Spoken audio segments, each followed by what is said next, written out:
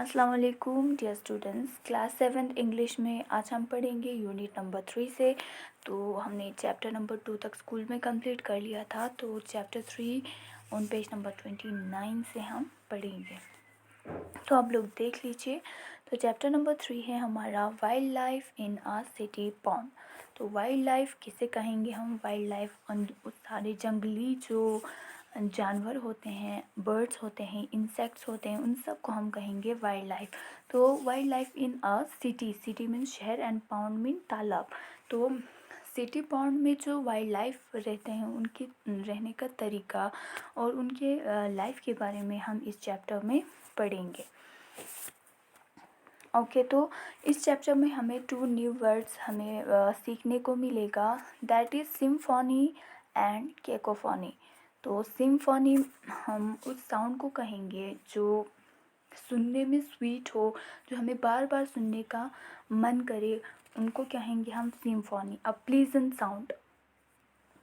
For example music, तो music हमें बार बार सुनने का मन करता है, तो इन ऐसे जो साउंड स्वीट होते हैं, प्लेजेंट होते हैं, उनको हम कहेंगे सिम्फनी। और जो साउंड डिस्टर्बिंग होते हैं, नॉइस होते हैं, अनप्लीजेंट होते हैं, उन साउंड का हम कहेंगे कैकोफनी। तो लाउड जो नॉइसेस प्रोड्यूस होते हैं, शोर शराबा, उनको जो हमें जिनको सुनकर हमें डिस्टर्बेंस फील होता है, ऐसे साउंड्स को हम कहेंगे कैकोफनी। तो ये आप लोग याद रख लीजिए कि हमें यहाँ पे 2 न्यू वर्ड्स सीखने को मिला, एक है सिम्फनी एंड दूसरा है cacophony. Symphony means pleasant sound, जो हमें स्वीट साउंड जो होते हैं बार बार सुनने का मन करता है, and cacophony mean unpleasant sound, noise जो होते हैं, लाउड नॉइस, तो उनको हम कहेंगे कैकोफोनी। ओके, तो दिस चैप्टर में हम अलग अलग स्पीशीज़ ऑफ एनिमल के बारे में हम पढ़ेंगे कि वो लोग कैसे दिखते हैं और वो किस तरह से अपने लाइफ जीते हैं, उनके बारे में हम पढ़ेंगे। ओके, तो देख लीजिए आप लोग बुक पे। It was dark outside and I could not see much from my window.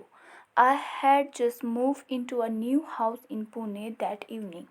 There was a disturbing cacophony emerging from the dark. It sounded like hundreds of badly tuned radios crackling away.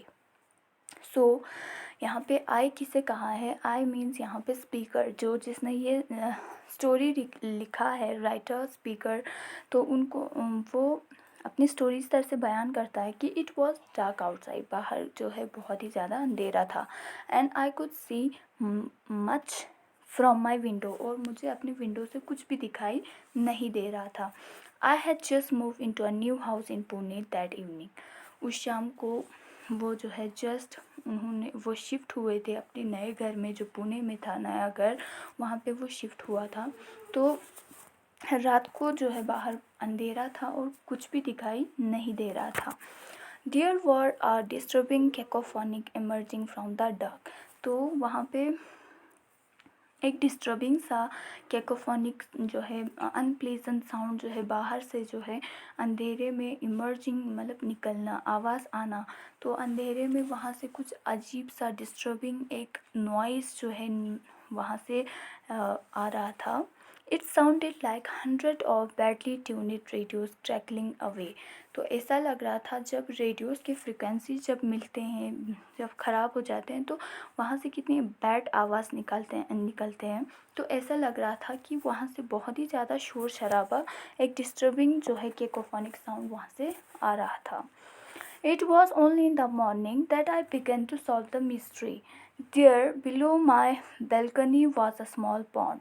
I realized it must be home to many animals that was wake up only at night.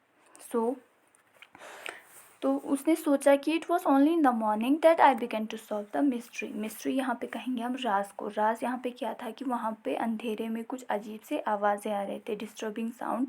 तो उसने सोचा कि ये mystery जो है, राज जो है, सुबह ही सॉल्व होगा, क्योंकि रात में तो कुछ दिखाई नहीं दे रहा था। तो उसने सोचा कि जब मैं सुबह होगा तब भी मैं इस मिस्ट्री को सॉल्व करूँगा। Then below my balcony was a small pond. तब उसने जब सुबह उसने जाके देखा तो उसके बैल्कनी के नीचे जो है एक छोटा सा तालाब था।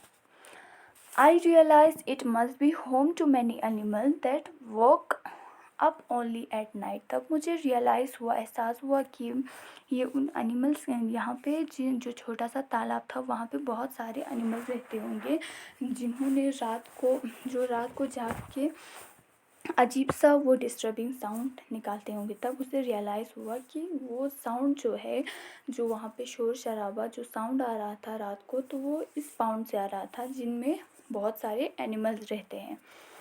तो यहीं तक हम रखेंगे, कल हम नेक्स्ट पेज से स्टार्ट करेंगे।